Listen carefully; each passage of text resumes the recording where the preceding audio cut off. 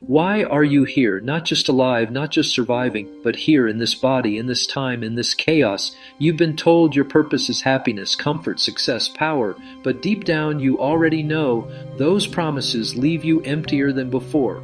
So what if your purpose isn't about pleasure at all? What if your purpose is about meaning?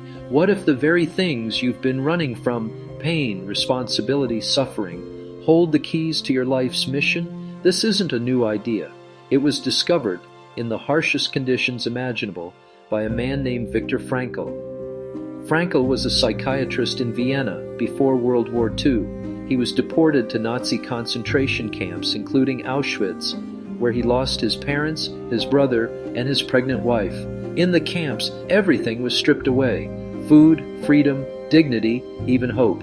Yet Frankl noticed something astonishing. Some prisoners gave up and died, while others, despite starvation and suffering, managed to endure. The difference wasn't strength, wealth, or status. It was meaning. After surviving the camps, Frankl wrote Man's Search for Meaning, a book that has sold tens of millions of copies worldwide. In it, he revealed a radical truth. Even when life takes everything from you, one freedom always remains: the freedom to choose how you respond and the meaning you give to your suffering. That discovery became the foundation of logotherapy, a therapy centered on the will to meaning as the deepest human drive. And today, his insights are more urgent than ever, because you don't need to live in a camp to feel trapped. Modern life leaves millions wandering in an existential vacuum, bored, distracted, scrolling endlessly, never asking the only question that matters: what is life asking of me right now? That's where this journey begins. Freud claimed you're driven by pleasure. Adler argued you're driven by power.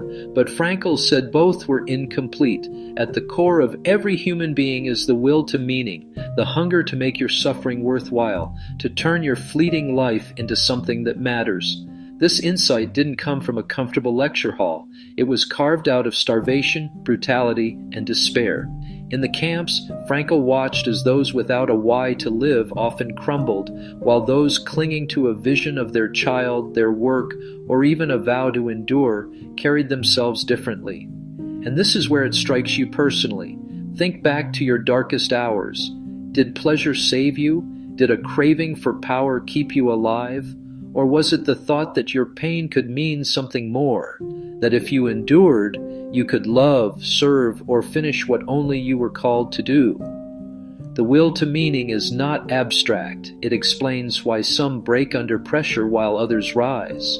It explains why comfort often leads to despair, while sacrifice can lead to fulfillment. Meaning is not a luxury. It is oxygen for the soul. Yet modern culture trains you to ignore it, to chase pleasure, to numb boredom with distraction, to avoid suffering at all costs. And in doing so, you drift further from the very thing that would save you. So ask yourself this: are you living to feel good, or are you living to fulfill a duty higher than yourself? Every day, life asks you a question, and your response is not in words, but in the way you live. The truth is brutal but liberating. If you ignore the will to meaning, you decay. If you embrace it, you become unbreakable. Frankl described 3 main doors through which you can enter meaning. You don't need all of them open at once, but you must recognize and walk through whichever stands before you. The first is the creative path, the act of bringing something into the world that would not exist without you. This could be art, invention, business, service, or even the raising of a child. When you create, you leave a mark. You answer life's demand with the imprint of your soul. The second is the experiential path, the meaning you receive in love, beauty, and wonder, standing beneath the stars, hearing a piece of music that cracks your heart open, locking eyes with someone you cherish. These moments are not achievements but revelations. They remind you that life is not only to be acted upon, but to be received in awe. The third is the attitudinal path, the stance you take towards suffering that cannot be changed. This is the highest form of meaning because it remains even when everything else is gone. You may lose health, freedom, possessions, but you never lose the choice to carry yourself with dignity. In practice, these paths weave together. One day you're called to create, another you're called to love and savor, and sometimes you're called simply to endure with honor. Look at your life right now. Where are you resisting creation out of fear? Where are you blind to the beauty still offered to you? And where are you treating suffering as a thief when it could become your teacher? The three doors are always open. The tragedy is not that life is meaningless. The tragedy is that most never walk through. Despite modern wealth, medicine, and technology, despair spreads like a virus. Why? Because of what Frankl called the existential vacuum. It appears when instinct no longer tells you what to do and tradition no longer anchors you. You're left drifting, bored, restless, addicted to distractions. This vacuum is behind the epidemics of depression, anxiety, and addiction. It is not that you seek too much pleasure. It is that you lack meaning. And into that emptiness, false substitutes rush in. Consumerism, endless scrolling, shallow relationships. The cure is what Frankl called tragic optimism, the ability to say yes to life in spite of its tragedies, not because life is easy, but because its very hardships contain the chance for meaning. Frankl pointed to the tragic triad of existence: pain, guilt, and death. These are inescapable, but each can be transformed. Pain becomes a task, a chance to grow in courage and inspire others. Guilt becomes a challenge, a signal to change, to repair, to redeem. Death becomes a teacher, a reminder that every moment counts, that time must not be wasted. This is not naive positivity. It is defiance. It is looking at the darkness and saying, even here, I will find something worth living for. And that choice matters because the vacuum is always waiting to devour you. You must feed your soul with meaning daily, or it will feed on you. Ask yourself, what pain in your life could become a mission? What guilt could become growth? What awareness of death could sharpen your focus on what matters most? The world tells you to avoid suffering. Frankl teaches you to transform it. That is tragic optimism, and it is the antidote to despair. At the heart of Frankl's discovery is a single truth. Everything can be taken from you except the last of the human freedoms, the freedom to choose your attitude, your meaning, your response. This is not empty inspiration. It is practical. Between stimulus and response, there is a gap, and in that gap lies your power. You cannot always control the event, but you can always control the stance you take toward it. Frankl developed tools to help you practice this freedom.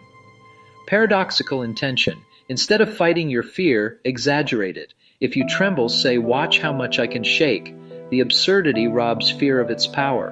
Dereflection. Stop staring inward at your symptoms. Turn your gaze outward, to the task at hand, to the other person, to the value before you. Self-obsession shrinks when purpose expands. Socratic dialogue. Challenge your own language. Replace I have to with I choose to because I value. This shift reveals the truth. You are freer than you admit. These are weapons. But weapons are useless unless you wield them, so wield them daily. When anxiety comes, lean into it. When self-obsession grips you, serve another. When you feel trapped, rewrite your language of duty into language of choice. And above all, live for values greater than yourself. Because the moment you decide what you will suffer for, you stop being a victim. You start being a victor. So stop waiting for happiness. Stop waiting for the perfect moment. Meaning is not discovered when circumstances are ideal. It is forged in fire and choice and sacrifice. Ask yourself each day, what can I create today that matters? What beauty can I receive with gratitude? What suffering can I transform into dignity? Answer these, and you will never again live in the vacuum. You will live as one who conquers despair by choosing meaning. The ultimate question is not, what is the meaning of life? It is, what meaning will you give your life today? No one can answer it for you. Not gurus, not governments, not even Frankl himself, only you. But here's the truth. The moment you begin to live as though meaning matters more than comfort, your life begins to transform. Suffering no longer destroys you. Pleasure no longer deceives you, and despair no longer defines you. Choose now. Choose to live for meaning. Choose to carry your suffering with dignity. Choose to become unbreakable in a world that wants you numb. If this message stirred something in you, don't let it fade. Like this video if it woke something in you. Comment with the one value you will serve today. Share it with someone who feels trapped in the vacuum. And subscribe for more truths that break illusions and set you free. Your victory begins not when life gets easier, but when you rise and say, "Even here I choose meaning."